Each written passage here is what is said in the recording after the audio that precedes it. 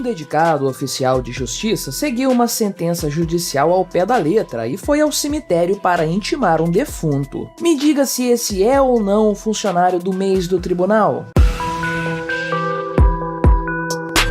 Este é o Visão Libertária, sua fonte de informações descentralizadas e distribuídas. Este artigo foi revisado por Donda, escrito, narrado e produzido por mim, Quinta Essência. Esse caso seria cômico se não fosse trágico. Bem, na verdade ele é apenas cômico mesmo. A bizarra situação aconteceu em Gurupi, no estado do Tocantins. Trata-se de uma ação judicial a respeito de um terrível crime de latrocínio, ou seja, roubo seguido de morte cometido em abril do ano passado. Criminosos invadiram a residência da vítima e, além de tirar sua vida de uma forma cruel, roubaram TV, celular, moto e ainda R$900. Após analisado o caso, o juiz responsável sentenciou os réus a 21 anos de prisão pelo crime cometido. Até aí, tudo dentro dos conformes. A partir desse ponto, porém, as coisas começam a ficar curiosas. O juiz emitiu a sua sentença, na qual também determinou que a vítima fosse intimada a respeito da sentença proferida. É exatamente isso que você ouviu. O magistrado, inclusive, foi bastante claro a esse respeito. Intime-se pessoalmente a vítima e, caso esta seja falecida, intime-se o cônjuge, ascendente, descendente ou irmão. Na verdade, o juiz solicitou a intimação da vítima 2 vezes em seu veredito. Isso, por óbvio, decorre de um provável descuido na redação da sentença. Parece algo que foi copiado de outro modelo, como se fosse um texto padrão a ser mencionado em todas as decisões do referido juiz. De qualquer forma, isso deixou a situação cômica. Afinal de contas, se houve comprovado latrocínio, a vítima se encontra agora no plano espiritual, não podendo ser intimada a não ser pelos anjos.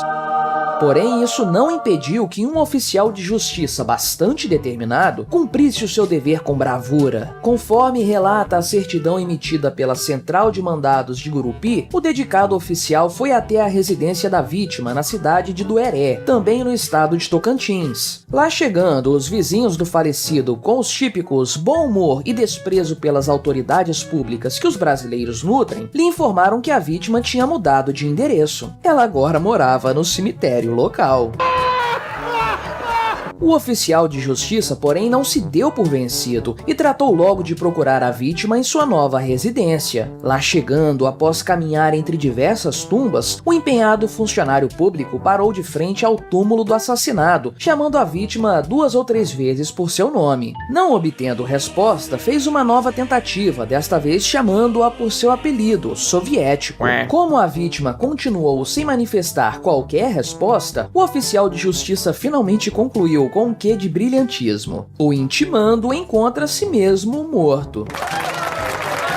Assim, com seu dever cumprido, ainda que a intimação não tenha sido entregue, o funcionário público voltou feliz da vida para o seu ofício habitual. O caso logo repercutiu dado seu grau de bizarrice. Na sequência, o Tribunal de Justiça de Tocantins afirmou que a atitude do oficial de justiça deverá ser apurada por órgão competente. Segundo o tribunal, a conduta correta seria de, no máximo, ter ido ao cartório e ter pegado segunda via da certidão de óbito, e, no mínimo, intimar o cônjuge, ascendente, descendente ou irmão conforme determinado. Ainda de acordo com o órgão, a divulgação da certidão emitida causou grandes desconfortos para aquele juízo. O tribunal também tirou o corpo fora, afirmando que não havia nenhum pedido por parte do juiz para que o morto fosse intimado. Ou seja, o culpado seria exclusivamente o oficial de justiça. Porém, conforme vimos, a sentença dizia claramente que o defunto deveria ser intimado. Na certa, trata-se de uma culpa compartilhada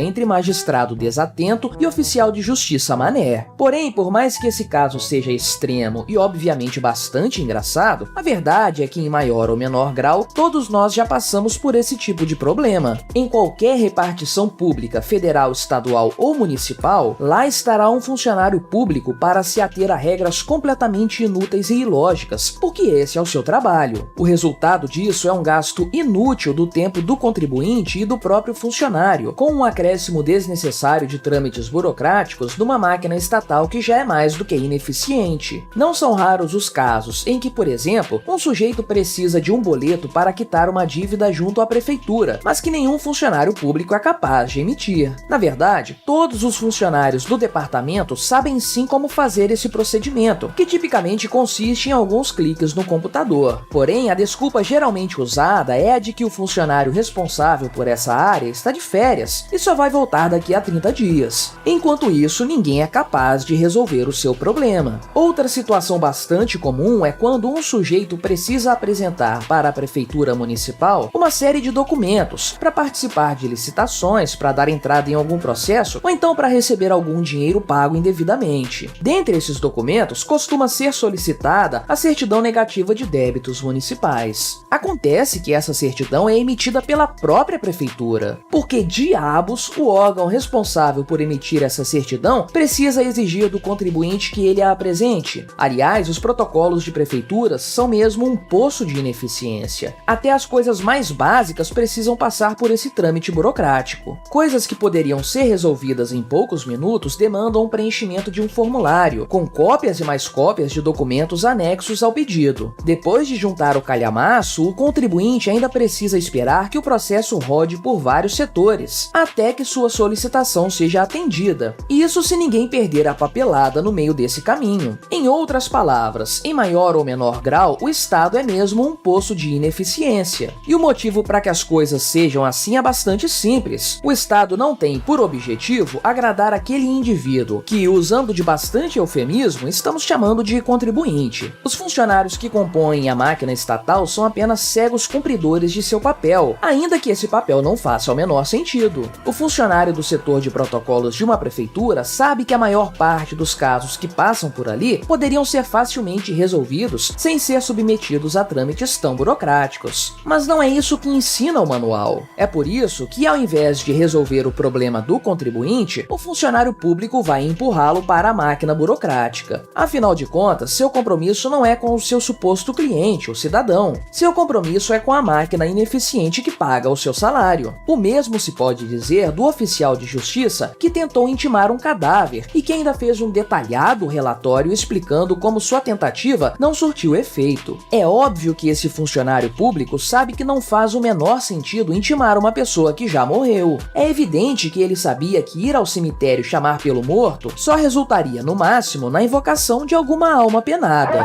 Mesmo assim, ele foi lá e cumpriu o seu dever. Afinal de contas, é assim que ele foi instruído pelo manual estatal. Exercer seu trabalho de forma eficiente não é um requisito. Ser obediente ao sistema, por mais burro que este seja, é o que realmente importa. Se pensarmos direitinho, a maior parte dos cargos públicos, especialmente aqueles relacionados a tarefas cotidianas, são completamente inúteis. Eles não apenas são ocupados por funcionários ineficientes. Esses cargos existem para promover a ineficiência estatal. É por isso que existem tantos setores, tantos protocolos, tantas pessoas para dar informações dúbias e carregar papéis de um lado para o outro. A máquina estatal não é apenas ineficiente, ela precisa ser ineficiente para que todo esse sistema continue operando. E assim, o emprego de pessoas que não se importam em ser realmente produtivas para a sociedade continuará garantido. Ainda que vez ou outra apareça uma situação tão pitoresca e diferenciada que acabe ganhando os noticiários, o fato é que o Estado é ocupado majoritariamente por pessoas que não estão interessadas na eficiência do seu trabalho. Elas querem apenas cumprir os trâmites para garantir o seu salário. Se for preciso, elas farão coisas completamente absurdas, como pedir para você voltar daqui a um mês para pegar uma guia de pagamento, ou mesmo comparecer a um cemitério para intimar um cadáver a respeito de uma decisão judicial. Esse tipo de situação, inclusive, não chega sequer a surpreender quem conhece o real funcionamento do Estado. Afinal de contas, além de nos garantir umas boas risadas de vez em quando, a máquina estatal é invariavelmente conhecida por sua tremenda ineficiência. Obrigado por sua audiência. Se você gostou deste vídeo, deixe o seu like e o compartilhe com seus amigos para difundir as ideias da liberdade. Se quiser ser notificado de outros vídeos, clique em se inscrever e depois no ícone da campainha. Até a próxima!